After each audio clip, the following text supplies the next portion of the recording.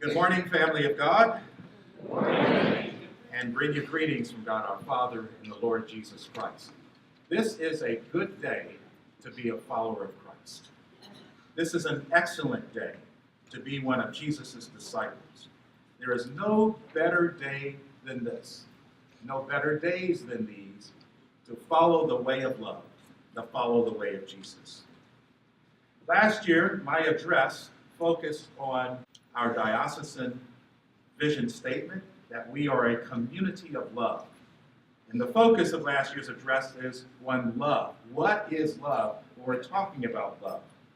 And so just very briefly, I want to review what we mean by love when we're saying love. Last year I talked about the 5 words for love in the New Testament. The Greek words, eros, which is most romantic love, storge, the love of family, sisters and brothers, and familial love. Philia is the love of a friend, from which you get Philadelphia, the city of brotherly love. When you say, oh, I love my best friend, I love James, I love Anne. Philanthropia is the love of humankind. You may recognize the English word philanthropy from that. It is love expressed through charity, love for humankind, love for everyone. But then the love that we're talking about when we say that we're a community of love is that word used in the New Testament, agape love, rather, the distinctive character of Christian love. That the Christian community used that word, agape, to describe the feast that they would share with one another before the celebration of the Eucharist, the agape meal, and then we go right into the Eucharist. And here is how St. Paul talks about love in the love chapter that you all hear in weddings. When love is patient, love is kind, agape, that love that only comes from God, is patient. Agape is kind. Agape is not envious or boastful or arrogant or rude. It does not insist on its own way. It is not irritable or resentful. It does not rejoice in wrongdoing, but rejoices in the truth. Agape bears all things. Agape believes all things. Agape hopes all things. Agape endures all things. When we say to the world that we are a community of love, we're thinking, agape. I love you. And it is marked by these characteristics. This year, I want to focus, however, on that other word. If we are a community of love, we need to ask, what is a community? And how do we get there? So a definition of community is this: a unified body of persons brought together by a common history and tradition, who take part in shared practices and engage in mutual interests. By that definition, you may ask, is the Diocese of Maryland a community? Let's see, a unified body. Yes, in a spiritual sense, we are taught in the Scriptures that we are the body of Christ. And so in that sense, we are unified, although we do not substitute uniformity for unity. We are unified, but that doesn't mean we are uniform, thank God. What a boring world and place this would be if we were all the same, looked the same, thought the same, and voted the same. Well, I wish you did vote the same. But that's not meant by the body of Christ. Well, so we are unified in Christ, brought together by a common history. We share a common history, and it begins with the Holy Scriptures, the Old and the New Testaments, the history of God's dealing with God's people, the life of Jesus, the history of the early church. Church history for the last 2,000 years helps form us. Yes, there is a common history. A common tradition? Yes. Of Anglican spirituality. the Anglican way of looking at life and life in God. When I receive persons into this branch of the Jesus movement, in the liturgy, some are confirmed, their faith is reaffirmed. When one is received, I say these words: we recognize you as a member of the one holy Catholic and Apostolic Church. And we receive you. We receive you into the fellowship of this communion. I could spend an hour talking about what does it mean to receive someone, to receive a tradition. Maybe that'll be a focus for next year's address. Shared practices? Yes. Common prayer. If there is one single thing that makes us and forms us as a community, it is the Book of Common Prayer. And we believe as we pray in the Anglican tradition. And that common prayer is a tradition that strengthens us and brings us all together. Liturgical worship, a common sense of church order with bishops, priests, deacons, and lay ministers. These each equal orders, fully equal orders, but they participate in governing the life of the church. Mutual interests, yes. Here is one for us as the Diocese of Maryland: to encounter Christ everywhere. That means that we look for Christ not only in churches, but in our families, our houses, our communities, our nation, and our world. We encounter Christ with the woman on the street asking for a handout, the teenager. We encounter Christ when we're at state legislatures and at homeless shelters. We encounter Christ in the Eucharist. Christ everywhere. We're always seeking. And to engage in God's mission of reconciliation in the world. We share that mutually. And this diocese is serious about reconciliation. That is, putting back together again whatever has been broken. In fact, we begin evangelism that way. And we could spend another hour talking about that E word, Tom. Evangelism. But here's the beginning point for us. Is there something broken in your relationship with God? Do you experience a brokenness in your life? Let's see if we can put that back together. And we know somebody who can. His name is Jesus. Jesus can put you back together to make you whole again with God. That's how we begin with evangelism. We don't begin with, you'd better accept Christ or you're going to hell. Or you'd better straighten up before you can come to our church. We begin with, let's help you, let's help one another put ourselves back together. Because we are serious about reconciliation. And it begins with you personally. So, when we speak of the Christian community then, we are referring to that entity, no matter how small or large, that is unified spiritually as the body of Christ, guided by the Holy Scriptures and 2 millennia of church tradition, who regularly hear the Word and share the Eucharist and other spiritual practices, and to engage the world in mutual mission.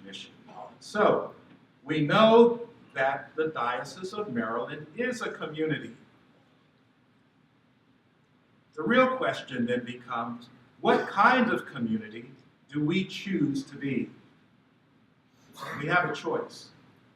Are we as effective a community as we want to be? And so, I want to give you 4 images of what effective community looks like. Effective community. The first is this. An effective community is mature about how to deal with conflict. All communities have differences of opinions and practices. All communities experience conflict.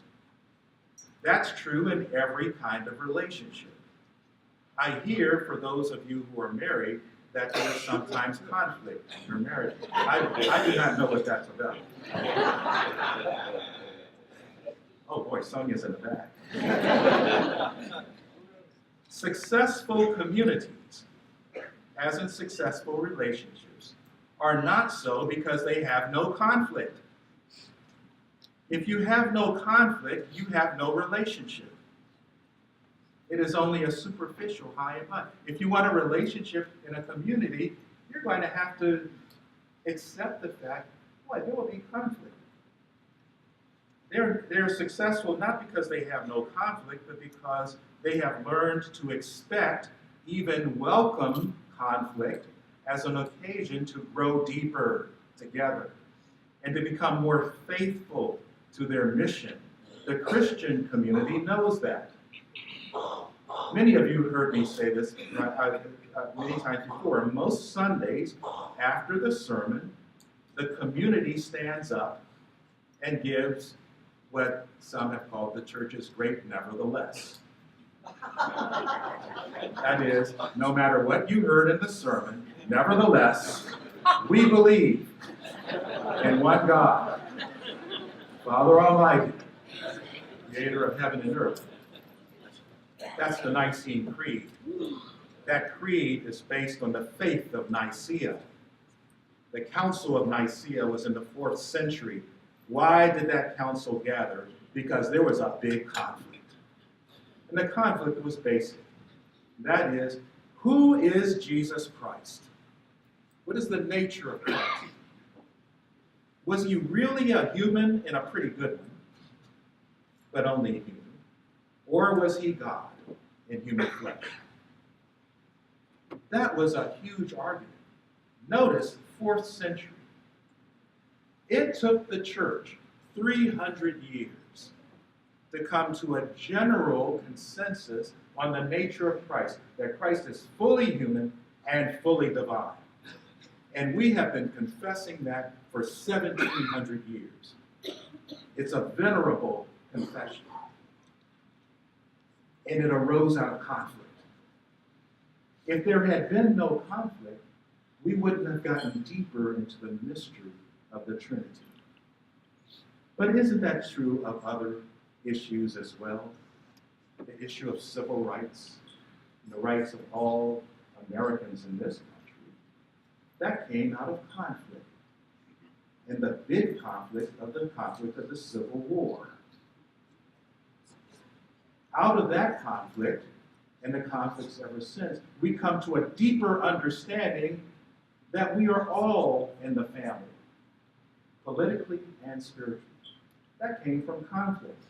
The ordination of women, that did not come falling from the sky. A big pronouncement of God, oh yes, I can use women to proclaim the word of God, to do sacraments. You know how we got the women's ordination, Joanna? Oh, yes. She was there.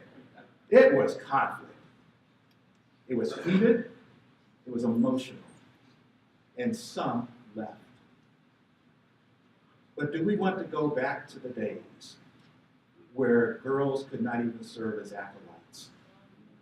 Women were not invited to serve on vestries, and not in leadership.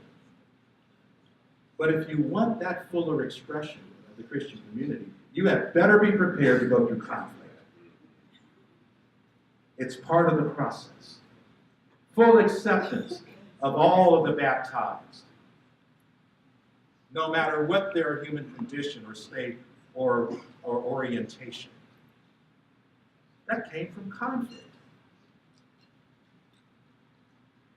An effective community knows how is mature about that and is not alarmed when there is conflict.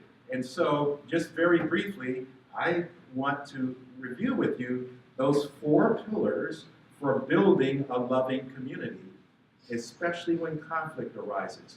And so you will see this in last year's address, which I went into it more deeply, but just a brief review. The 4 pillars are: 1, speaking the truth in love. A community of love encourages truth-telling, not withholding, caring feedback, especially when someone has caused harm or hurt.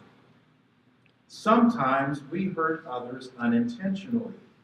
We're oblivious to the effects of our actions or words. And when someone points that out, sometimes the first reaction is, oh, no, that's not me. I meant no harm. But it's not about what you intended. It is the effect of the action or the words. A community of love then expects that someone will call that out. They'll speak the truth about that. So when someone speaks their truth in love, they should do so in the confidence that they will not be shut down or silenced. The aim is always to build up community. So, mature about conflict, learn how to speak the truth. No more silence. No more voiceless ones. No more suppression. The second, listening. A mature community learns how to listen to one another. When someone is trying to say something that is weighing on them, then it is the obligation of the community to listen to what she or he is saying. And when a community of persons are trying to say a hard thing, and they're usually a minority community, because it is the tendency of the majority community to suppress minority voices, minority persons. When a community of persons are trying to say a hard thing, especially those communities that have been historically and actually suppressed or marginalized, stricken to the margins. You're not in the mainstream. You're not with us. You're saying a hard thing. Your experience is not the dominant experience. Then it is the duty of the larger community to listen to what they are saying. The author, David Spangler, defined listening as the act of entering the skin of the other and wearing it for a time, as if it were your own. Listening, putting on their skin. What if this community of love could demonstrate to the world that I am a white person. I want to wear the skin of a black person just for a day and see what that's like. I'm an African American. Part of my maturity is putting on the skin of a white person, even just for a day, and wearing it as if it were my own for the day, and say, what is that like? And what is it like to hear some words if I were white? If I were Latino? If I was a recent immigrant, Asian, Korean? What would it mean for me, just for a while, to imagine putting on the skin of a woman in this society, in this church? To put on the skin of an older person, the skin of a teenager, the skin of the other. Think of how much better our nation, our world would be if we knew how to listen and practice that. The spiritual author Margaret Weekly says, we have the opportunity many times a day, every day, to be the one who listens to others, being curious rather than being certain. We should have put this up there, Jason. Being curious rather than being certain about someone. It's not the differences that divide us, she says. It's our judgments about each other that do. Curiosity and good listening bring us back together. The fourth pillar, commitment to change. The third pillar, commitment to change behaviors and attitudes. A community of love never succumbs to the temptation that it is fully realized. There will always be room for improvement, and all of us can know better and do better in our relationships. No one expects perfection. No, actually, some of us do. And it usually begins with us. We think that we ought to be perfect, and we can't deal with the fact that we aren't. And some of us really have a hard time dealing with imperfection in others and in the system. But when we're at our best, we don't really expect perfection. But we can reasonably expect that all of us will make a commitment to change for the better. Just as Jesus' disciples improved over time. And that's the story of our faith. So should we. The fourth pillar, giving and receiving forgiveness. Archbishop Desmond Tutu said it best. Without forgiveness, there can be no future. There is no future without forgiveness. There's only reliving the past, rehashing the past. But the future does not involve relationship.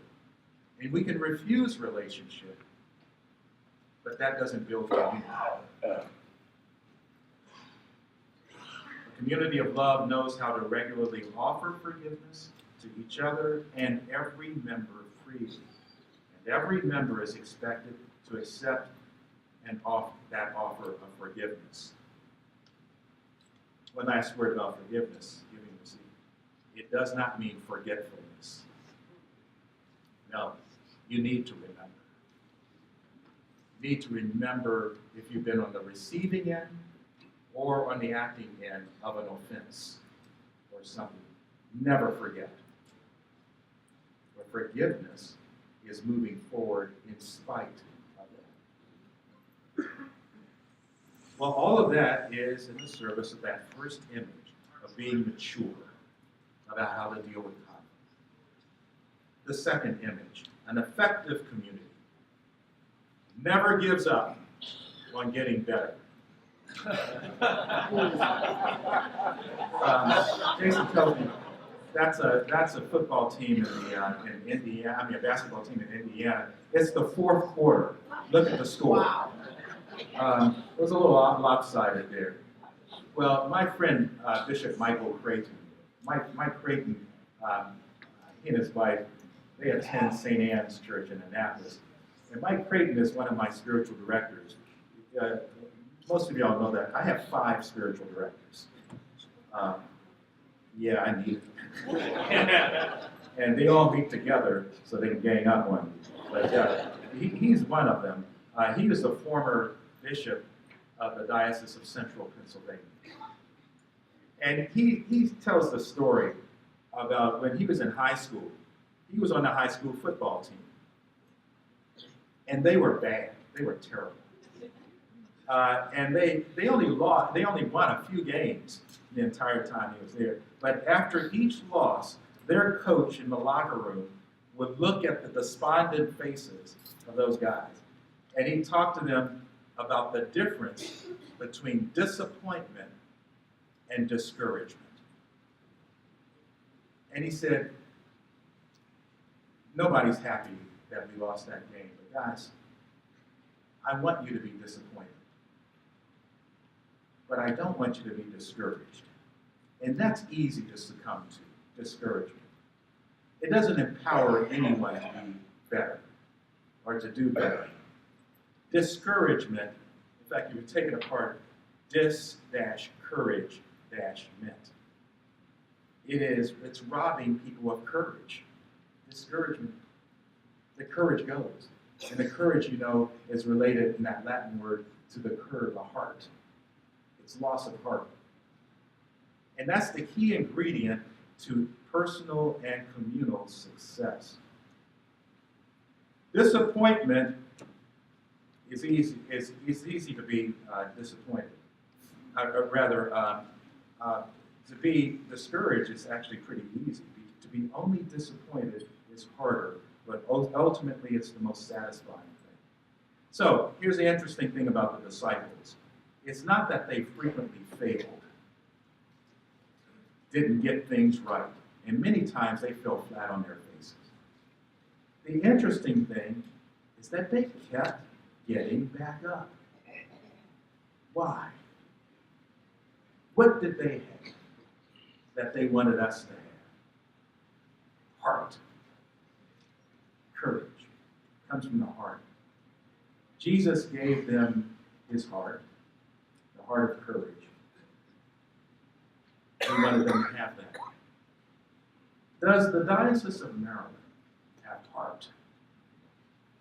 We have heart. You bet.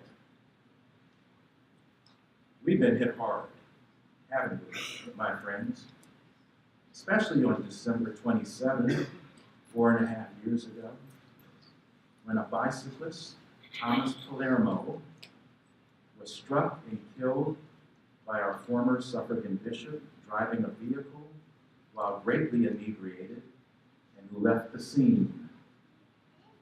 Recently, I met and prayed with some members of that still hurting family, Palermo family.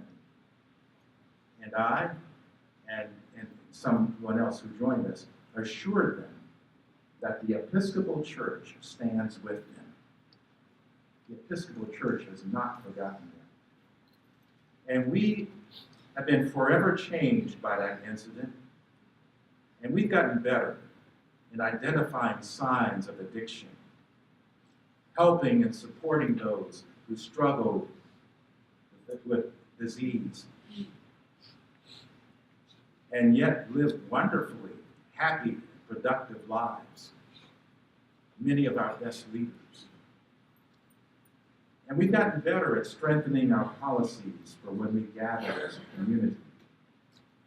We fell on our face then. It was hard. We were depressed, despondent, angry, blaming everybody and everything. And it was awful. We fell on our faces, but this diocese got up, dusted itself off, and moved forward. We stand with the Palermo family, Rachel Palermo, the widow, the kids, who lost a father, even as we continue to stand and pray for our sister Heather Cook, and all involved in that terrible tragedy. We are bracing ourselves and preparing for her apparent release soon from her incarceration, and all the media attention that will ensue once again.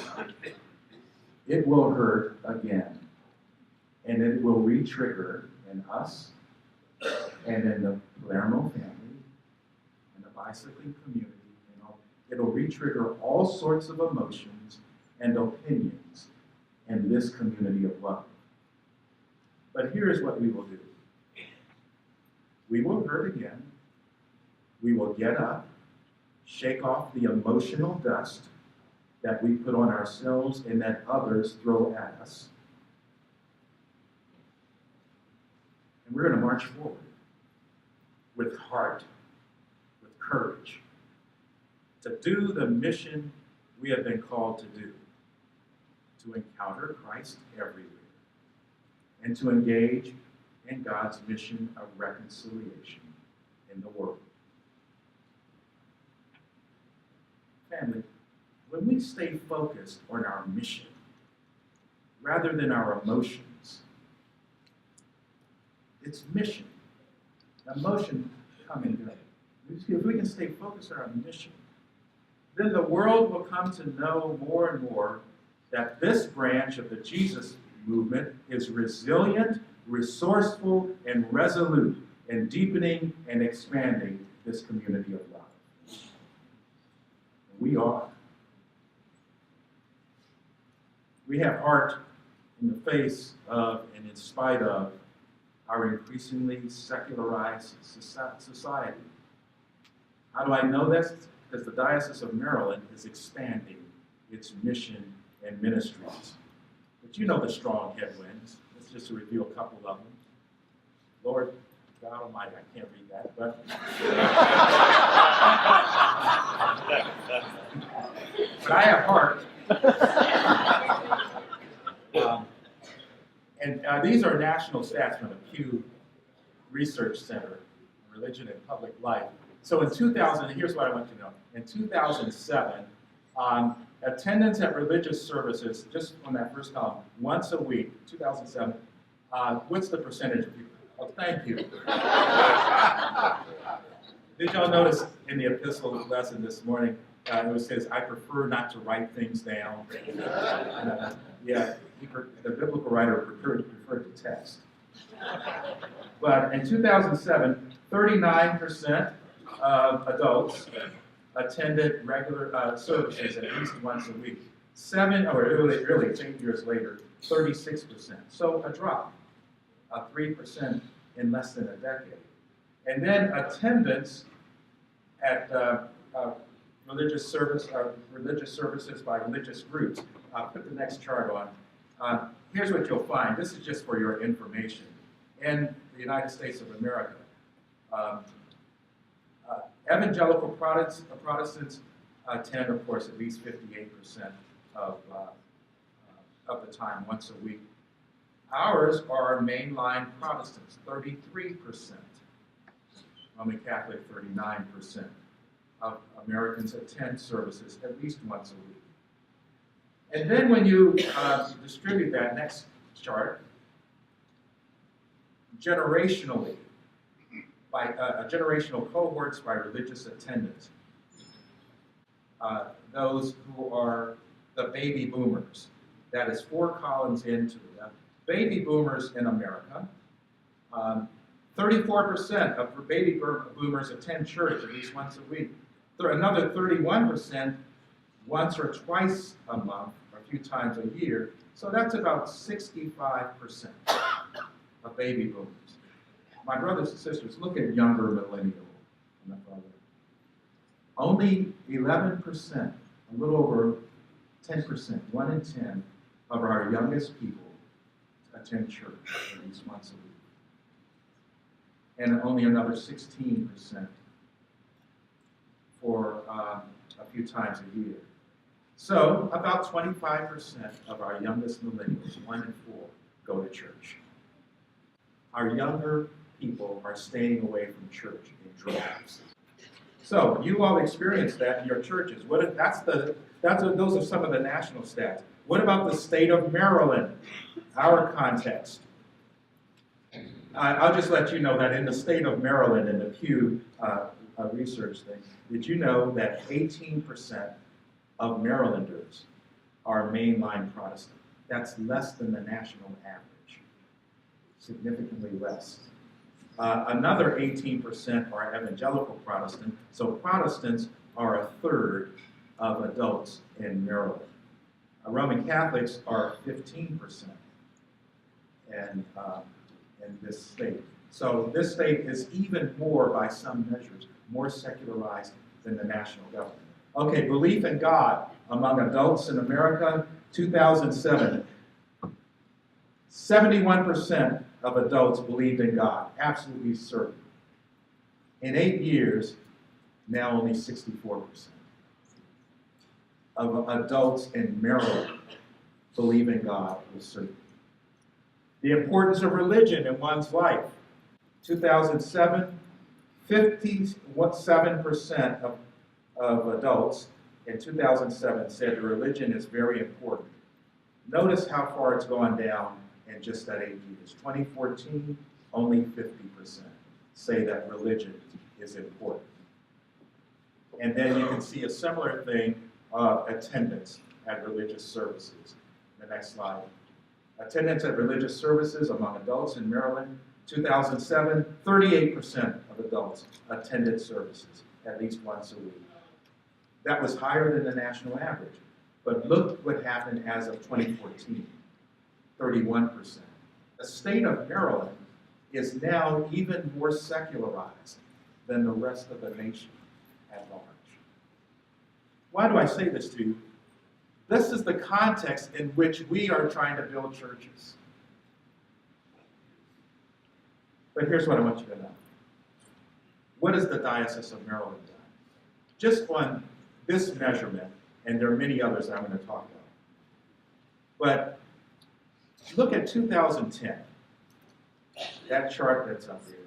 And you look at Maryland. At that time, we stated that there were 40,000 and some members. We gained 140 members in 2010 to 2011. And look, in that 1 year, we grew in average Sunday attendance by 1%. I want to reiterate that.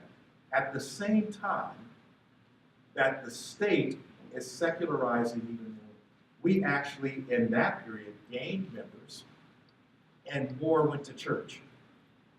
And now let's move, lastly, the last level, to 2016 to 17. Look at the same chart. And you can compare this to the rest of the Episcopal Church. But now, as of 2016, only 36,000 membership, almost 4,000 members were lost. But then it started to pick up again. And this is the last year for which we have statistics. So we grew in members by almost 500 members in the last year for which we could do statistics, by almost 500 members, 482 from 2016 to 2017. But our average Sunday attendance went down by 1%. What is this measurement telling us? And here's the trend. We are actually gaining more members, especially the last 2 years. But fewer are going to church regularly. Now, when I say that, there's some chuckling, but you vestry members and clergy, you know what I'm talking about, because you know you're actually, in many cases, in many of our cases, we have more people on the rolls. And there was a period of cleaning the rolls, but they attend less often. The church. And so that leads here. So, 2016, we gained by 1.3%, but average Sunday attendance went down. How do you explain that? I think you explain it by things like this. Here's one, soccer, and athletics, and all. But there's also one other.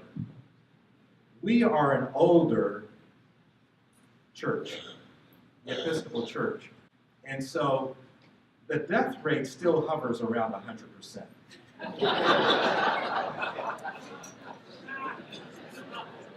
I'm still hoping for a few percent.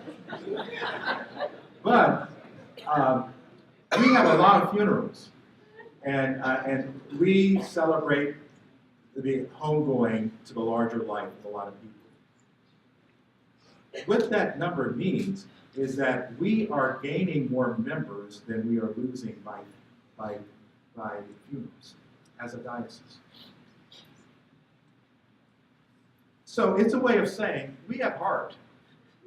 We haven't gone away, and we're not going away anytime soon. We have very strong headwinds in the Diocese of Maryland, in an increasingly secularized state.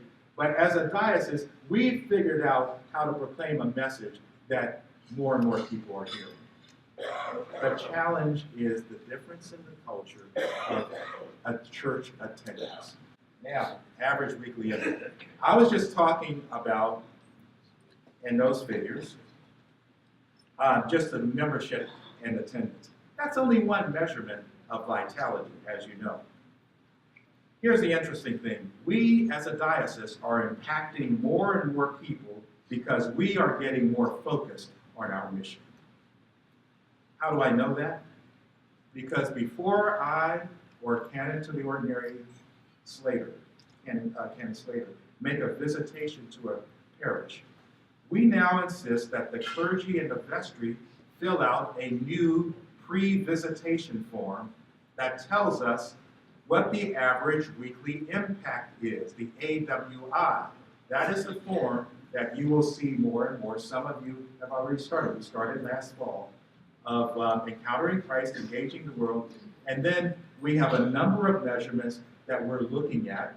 We're increasingly looking at financial health because some of our congregations is It's just really hard. And so this forum gets at that. But we're also looking at who are you impacting in the week? And here's what we're finding more and more. Boys and girls scouting programs, reading camps, feeding ministries, clothing drives, mission gift giving, children's camps, youth camps, tutoring programs, filling weekend backpacks, knitting shawls and quilt ministries, 12-step programs, after-school programs, supporting foreign missions, programs for seniors, for homeless, for prisoners, and many others. It's a wow. I mean, our eyes open up, and we're helping vestries to see, okay, you have this many on Sunday morning at this service, but look at all the other ways you are being the church, impacting the church. Vital congregations, focusing on their mission, doing the work of God. We don't measure success by how many people are in the pews. We measure success by how many occasions are you encountering Christ in a week? And how are you engaged? Engaging the world. That is success. Well, we're going to move on. That was the second image for an effective community. It never gives up. It never, ever gives up on getting better. A third image, and this is a short one. An effective community rests as well as acts or reacts. One of my spiritual directors is talking about her changing attitude toward the President of the United States. Seeing him in a new way. This person is not a President Trump supporter, and in fact is very exercised against him. She found that though this became hard for her to live, and as a person of faith, to live with that anger, to live with that disappointment. And I think all of us, no matter what our political persuasions are, we've had moments of just being angry in the last years, in the last months and days. You may be angry at Democrats, angry at Republicans. There's just a lot of anger. She says, I just don't want to live that way. Here's what she did. She found that she had to take a rest from turning on the late night television comedians who fed a steady diet of ridiculing the president. She's still very much opposed to what he says, what he does, and what he stands for, but she now has a more loving, sympathetic, Christian attitude toward him. This came from much prayer, but just as importantly, from taking a rest. And she did not post her feelings on social media, which would only inflame passions more. Here's why I put on there, an effective community knows how to rest. If your church, if your congregation doesn't know how to rest sometimes, then it is an anxious congregation. I'm going to name one here. Eric, I did not ask your permission. Go ahead. You don't know what I'm going to say. I remember, not this past visitation I went to, but some years ago, Eric had a sabbatical and all that. What's all going to happen? And I never forgot this. The church took a sabbatical with him, and they rested from some of their work, their ministries. They just said, we're doing a lot, and Holy Trinity in Essex is doing a lot. That congregation is really rocking. Really rocking.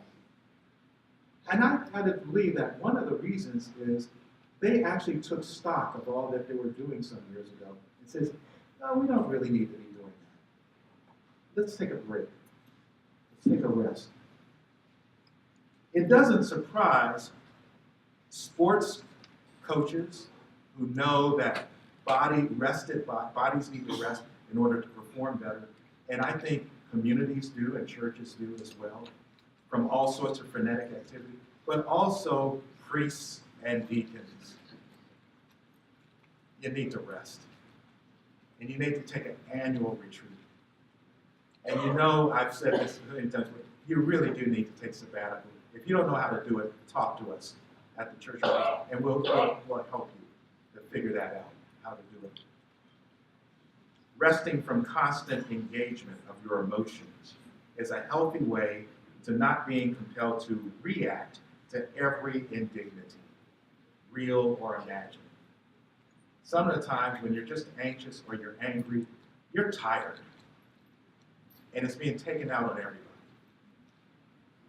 So here's my challenge to all of you, diocesan leaders, clergy, and lay. I encourage, rather, take regular Sabbaths from using social media and even viewing it. Just take Sabbath sometimes.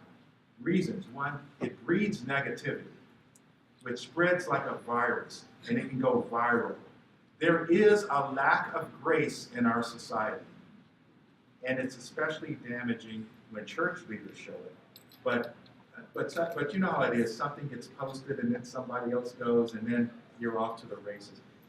Think about some Sabbaths, even for a week. See if you can take a Sabbath.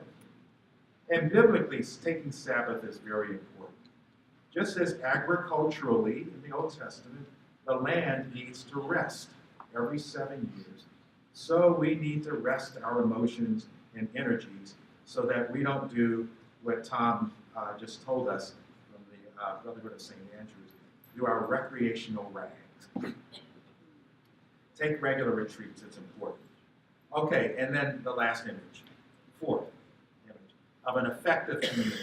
An effective community commits itself to repairing brokenness.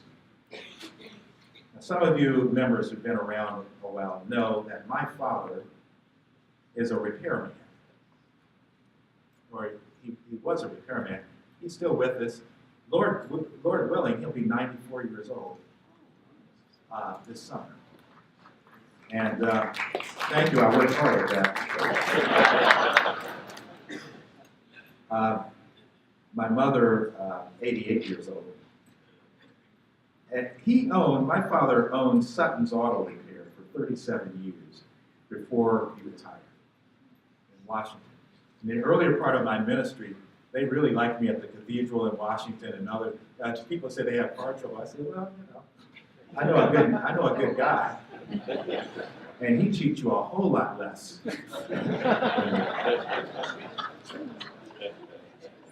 Never did. He was real good. But that's what he did. But that was how he put food on the table. And he did some other things too. He was just a businessman. Raised in North Carolina in the rural South, when there wasn't a lot of educational opportunity. He had a poor formal education because he was black. He just didn't get it. But he had heart, he had drive, and he had faith. And for he had his own business, and then apartment houses, he did that, he did taxi cab. He did whatever it took to put food on the table for our family. But what I realized is after he retired fixing cars, he still was in the fixing business. He would fix everything around the house, this or that. He had a way of looking at things and putting it back together again. Even at Christmas time, when the time when you had to put things together for the kids, and I'm looking, I got directions all out here. My father would come over. He said, I put those directions away, blah, blah, blah, and it was together. A repairman. He knew how to repair. And that's what he did in life. And he knew how to repair my brother and I. Repair all sorts of things. And I think of him when I think of God being in the repair business. When I was 17 years old, as I told some of our youth today, my relationship with God was broken. I went through a period of atheism. There was no God. And this was all a sham. I came to find out my problem wasn't with God so much as it was with the church, God's representatives. I just didn't see it. But God fixed me. God repaired me. And we know also, following Jesus' footsteps, that we are also in the repair business. And that is what we mean by reparation. Doing what we can to just repair what? The mess that we have all inherited. I don't care how long you've been in this country. I'm looking at Father Lee right now. Barnabas Lee, by the way, he's a missionary. He's on the staff at St. John's, Ellicott City, the Korean congregation. But he's also, meeting with other Asian students and all of that. Just want you to know, when you see him around, ask him how's it going. It's going very well. But you weren't born and raised here, but you've inherited a mess. And the mess was 300, almost 400 years of slavery in America and its ensuing madness. And you know it. His parents did not own slaves. His grandparents. He had nothing to do with creating this mess. But he inherited it, as all of us have inherited it. And what are we going to do about it? We just got to do what we can to repair that mess. And that's what reparations is. 350 plus years of slavery and the systematic oppression of black citizens. Repairing goes beyond forgiveness. I can speak as an African American, honestly. We've forgiven white people a long time ago. We really have. It's really, that's why we're here. Forgiveness is a given. Doesn't mean we're reconciled. Reconciliation is harder. Begins with forgiveness. We've had a good beginning, but I am so proud of this diocese for having a conversation and taking steps to say we're going to go beyond forgiveness. We're going to attempt reconciliation. We're going to try to repair. And we're going to do it in a lot of ways, and that's what we're going to talk about. So finally, my brothers and sisters, our national church say, here's how we begin with the way of repairing. We got to start with ourselves and our communities and get down this way of love. We need spiritual practices that prepare us to even have a larger conversation about reparations. Because when the church talks about reparations, we don't talk about it the way that politicians do or government leaders or business. To us, this is about spiritual community. And unless we know how to pray and access the love of God in our lives and search the scriptures and commune with one another, beginning with our own practices, we won't get there. And so right now, I've been talking almost an hour? Okay. I think I was allotted 35 minutes. So we're going to take a 10-minute break, and then you'll have materials on your table about the way of love and some table discussions. God bless you all. Thank you very much.